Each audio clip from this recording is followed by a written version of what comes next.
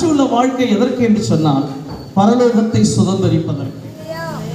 சாட்சி உள்ள வாழ்க்கை வேண்டாம் என்று சொன்னால் இந்த பூலோக வாழ்க்கையோடு நமக்கு எல்லாம் முடிந்துவிடும் என்பது அர்த்தம்.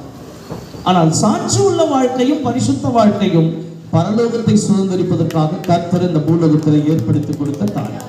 அல்லேலூயா.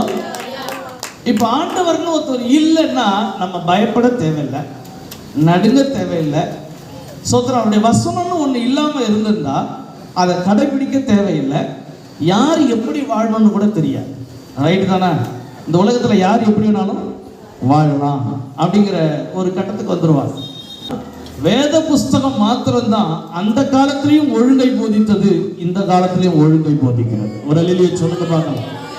அதனால தான் உலகம் எந்த வழியில போனாலும் சரி, கிறிஸ்துவுக்குள்ள இருக்கிறவர்கள் ஒழுங்கோடு தன்னுடைய வாழ்க்கை முறைகளை அமைத்துக் கொள்ள வேண்டும் என்று கர்த்தர் விரும்புகிறார். ஏனென்றால் இந்த சந்ததி தான் இந்த உலகத்தை பரிசுத்தமாக்குகிற சந்ததி என்று ஆண்டவர் நமக்கு முத்திரை போட்டு நம்மளை வச்சிருக்கிறதுனால தான் நம்ம 4 பேருக்கு எப்பொழுதும் என்ன பண்றோம், முன்மாதிரியா சாட்சியா வாழ்வதற்கு நம்மை அர்ப்பணித்திருக்கிறோம். இல்லைன்னா நீங்களும் எப்படி வேணாலும் வாழலாம், நீங்களும் எப்படி வேணாலும் இருக்கலாம். யாருக்கும் பயப்பட வேண்டிய அவசியம் கிடையாது. இங்க யாரும் தடையும் வந்து அறுத்துட்டு போட போறது கிடையாது.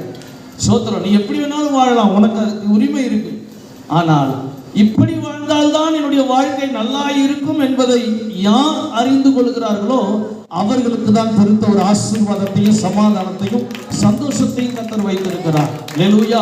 எப்படி வேண்டாலும் வாழலாம் என்று வைக்கிற குடும்பத்திலே கர்த்தரும் வாசம் பண்ணுவதில்லை. அப்படிப்பட்டவர்களை கர்த்தரும் திருப்பி கொண்டு வரவும் விரும்புவதில்லை. அவர்களாய் தன்னை மனம் திரும்பி ஒப்பு கொடுத்து ஆண்டவரிடத்தில் தன்னை அர்ப்பணிக்கிறவர்களுக்கு மாத்திரம்தான் இயேசு நல்லவராய் இருக்கிறார், போதுமானவராய் இருக்கிறார். அவர்களை என்ன பண்றாரு, விடுவிக்கிறவராய் இருக்கிறார். அல்லேலூயா.